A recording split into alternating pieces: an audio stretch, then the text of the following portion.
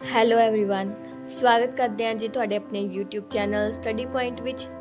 ਹਾਂਜੀ ਸਟੂਡੈਂਟ, ਅੱਜ ਅਸੀਂ ਜਮਾਤ ਜਿਹੜੀ ਹੈ 6ਵੀਂ ਤੋਂ 8ਵੀਂ ਤੱਕ ਦੇ ਲੈਵਲ 1 ਨੋਇੰਗ ਆਵਰ ਨੰਬਰਸ ਮਤਲਬ ਆਪਣੀ ਸੰਖਿਆਵਾਂ ਨੂੰ ਜਾਣਨਾ, ਜਿਹੜੀ ਤੁਹਾਡੀ ਅਗਸਤ ਦੀ ਵਰਕਸ਼ੀਟ ਹੈ, ਵਰਕਸ਼ੀਟ ਨੰਬਰ 1, ਅੱਜ ਅਸੀਂ ਉਹ ਸੋਲਵ ਕਰਾਂਗੇ। ਪਹਿਲਾਂ ਕਿ ਹੇਠ ਲਿਖੇ ਸੰਖਿਆਵਾਂ ਦੀ ਤੁਲਨਾ ਕਰੋ ਤੇ ਖਾਲੀ ਥਾਂ ਭਰੋ ਕਿ compare the numbers and filling the blanks with suitable symbol. ਹੁਣ ਇਹਨਾਂ ਵਿੱਚ ਦੋਨਾਂ ਵਿੱਚ ਵੱਡਾ ਕਿਹੜਾ 17 ਦੇ ਅੱਗੇ ਇਸ ਤਰ੍ਹਾਂ, ਇੱਥੇ 30, ਠੀਕ ਹੈ, ਮਤਲਬ ਜਿਹੜੀ ਸਾਈਡ ਵੱਡੀ ਉਹਦੀ ਤਰਫ ਮੂੰਹ ਖੁੱਲਾ ਮਤਲਬ ਗ੍ਰੇਟਰ ਦੈਨ ਦਾ ਸਾਈਨ, ਇੱਧਰੋਂ 10 ਵੱਡਾ, ਇਹ ਦੋਨੋਂ ਇਕੁਅਲ ਹੈ ਮਤਲਬ 45 ਉਸ ਤੋਂ ਬਾਅਦ ਹੈ ਕਿ find the greatest and the smallest among different number, ਕਿ ਸਭ ਤੋਂ ਛੋਟੀ ਤੇ ਸਭ ਤੋਂ ਵੱਡੀ ਸੰਖਿਆ ਪਤਾ ਕਰੋ। ਠੀਕ ਹੈ, ਇਹਦੇ ਵਿੱਚੋਂ ਅਸੀਂ ਲਿਖਣਾ, ਪਹਿਲਾਂ ਅਸੀਂ ਲਿਖਣਾ ਹੈ ਕਿ ग्रेटेस्ट करके और अगे ग्रेटेस्ट केड़ी सब तो वड्डी संख्या केड़ी है 12, फिर स्मॉलेस्ट लिख के सब तो छोटी संख्या केड़ी है 1। सैकेंड विच भी इसी तरह ग्रेटेस्ट लिखनी है, ग्रेटेस्ट कितनी है सब तो पहला 49, ठीक है, तो स्मॉलेस्ट कितनी है, छोटी कितनी है 15। इस तरह तुसी सारे तीनों के तीनों क्वेश्चन लिखने हैं। ये विच सब तो वड्डा हैगा 97 ते सब तो छोटा हैगा 29। उस तो बाद है संख्यावां दा नंबर्स ਨੂੰ ਅਸੈਂਡਿੰਗ ਆਰਡਰ ਵਿੱਚ ਲਿਖਣਾ, ਮਤਲਬ ਵੱਧਦੇ ਕ੍ਰਮ 'ਚ ਕਿੱਦਾਂ ਲਿਖਾਂਗੇ, ਪਹਿਲਾਂ ਸਭ ਤੋਂ ਛੋਟਾ ਫਿਰ ਉਸ ਤੋਂ ਵੱਡਾ, ਇਸ ਤਰ੍ਹਾਂ ਅਸੀਂ ਵੱਧਦੇ ਕ੍ਰਮ 'ਚ ਲਿਖਣਾ ਹੈ। ਹੁਣ ਇਹਦੇ ਵਿੱਚ ਸਭ ਤੋਂ ਛੋਟਾ ਹੈਗਾ ਆ, ਇਹ 'ਚ ਹੈਗਾ 54, ਠੀਕ 35 ਹੈ ਪਹਿਲਾਂ, 35 ਪਹਿਲਾਂ, ਠੀਕ ਹੈ, 35, ਉਸ ਤੋਂ ਬਾਅਦ ਹੈ 44, 44, ਉਸ ਤੋਂ ਬਾਅਦ ਹੈਗਾ ਆ 54, ਠੀਕ ਹੈ, ਉਸ ਤੋਂ ਬਾਅਦ ਹੈਗਾ ਜੀ 56, ਫਿਰ ਉਸ ਤੋਂ ਬਾਅਦ ਹੈਗਾ 65 ਤੇ ਐਂਡ ਵਿੱਚ ਆਊਗਾ ਜੀ 82 ਵੱਧਦੇ ਕ੍ਰਮ 'ਚ। ਠੀਕ ਹੈ, ਇਸੇ ਤਰ੍ਹਾਂ ਅਗਲਾ ਆ ਕਿ ਸੰਖਿਆਵਾਂ ਨੂੰ ਘਟਦੇ ਕ੍ਰਮ 'ਚ ਲਿਖਣਾ, ਡਿਸੈਂਡਿੰਗ ਆਰਡਰ। ਤਾਂ ਇਹਦੇ ਵਿੱਚ ਸਭ ਤੋਂ ਵੱਡਾ ਨੰਬਰ ਪਹਿਲਾਂ ਆ ਜਾਊਗਾ, ਸਭ ਤੋਂ ਵੱਡਾ ਕਿਹੜਾ ਹੈ ਜੀ 89, ਫਿਰ ਉਸ ਤੋਂ ਬਾਅਦ ਕੀ ਹੈ 75, ਫਿਰ ਉਸ ਤੋਂ ਬਾਅਦ 65, 45, ਠੀਕ ਹੈ, 45 ਤੋਂ ਬਾਅਦ ਹੈਗਾ 25 ਤੇ ਐਂਡ ਵਿੱਚ ਹੈਗਾ 18, ਮਤਲਬ ਜਿਹੜਾ ਸਭ ਤੋਂ ਛੋਟਾ ਹੈ। Without repeating the digit, write 2-digit number using the digit 8 and 4।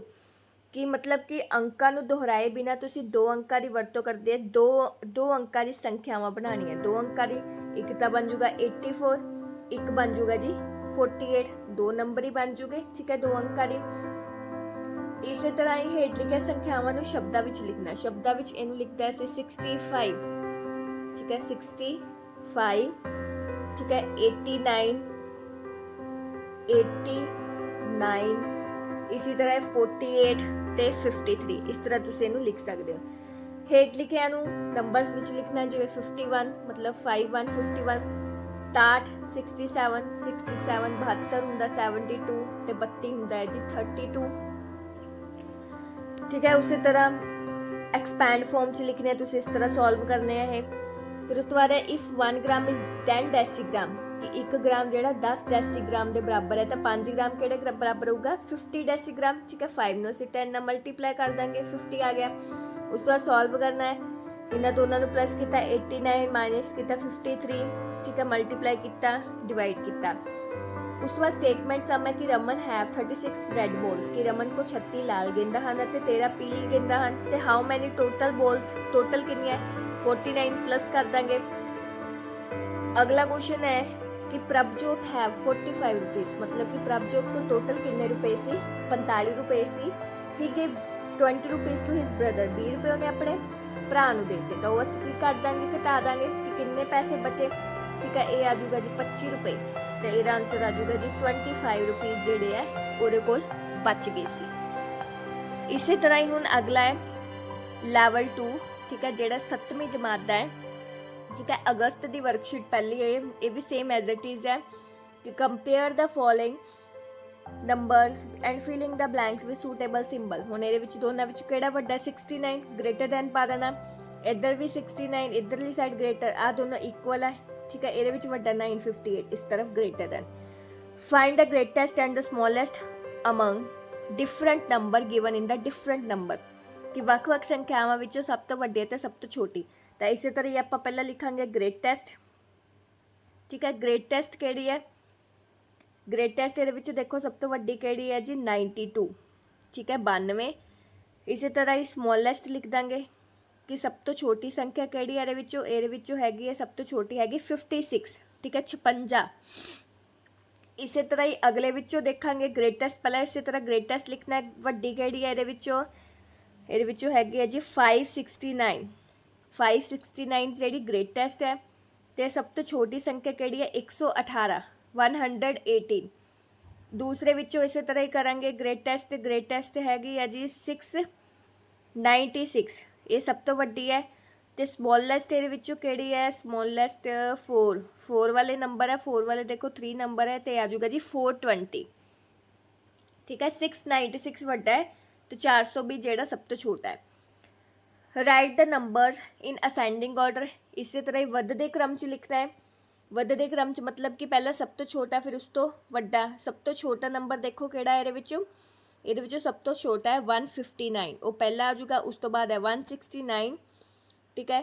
ਇਸੇ ਤਰ੍ਹਾਂ ਉਸ ਤੋਂ ਬਾਅਦ ਆ ਜਾਊਗਾ ਜੀ 215, 215 ਤੋਂ ਬਾਅਦ ਆ ਜਾਊਗਾ ਜੀ 512, ਫਿਰ ਐਂਡ ਵਿੱਚ ਆ ਜਾਊਗਾ ਜੀ ਉਸ ਤੋਂ ਬਾਅਦ 591, ਲਾਸਟ ਵਿੱਚ ਨੰਬਰ ਆ ਜਾਊਗਾ ਜੀ 915, ਠੀਕ ਹੈ।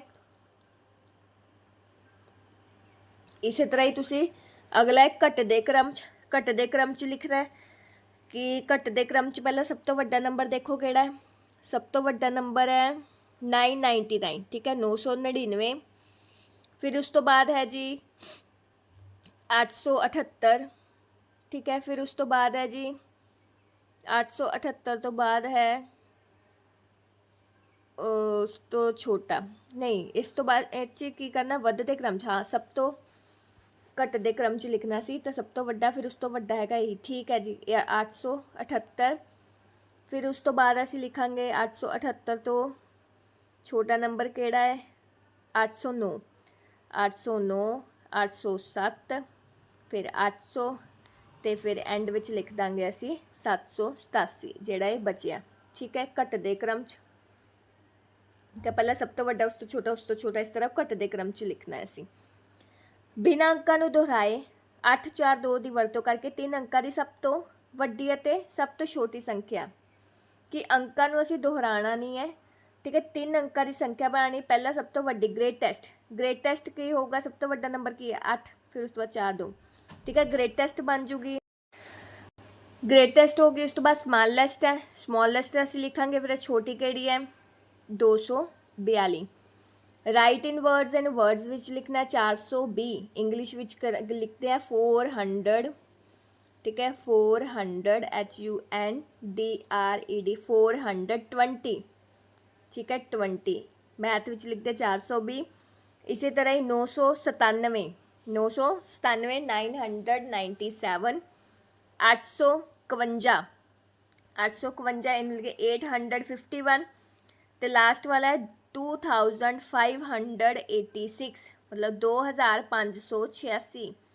ਹੁਣ ਇਹਨੂੰ ਅਸੀਂ ਮੈਥ ਦੇ ਨੰਬਰਾਂ 'ਚ ਲਿਖਣਾ ਕਿ 298 ਕਿੱਦਾਂ ਹੁੰਦਾ ਹੈ 298, 98 ਇੱਥੇ ਲਿਖਿਆ 98, ਇੱਥੇ ਲਿਖਿਆ 88, ਤਾਂ ਇਹ ਥੋੜ੍ਹਾ ਮਿਸਪ੍ਰਿੰਟ ਹੈ। 98 ਹੁੰਦਾ ਹੈ 98, 88 ਨੂੰ ਤਾਂ 88 ਬੋਲਦੇ ਆ, ਠੀਕ ਹੈ।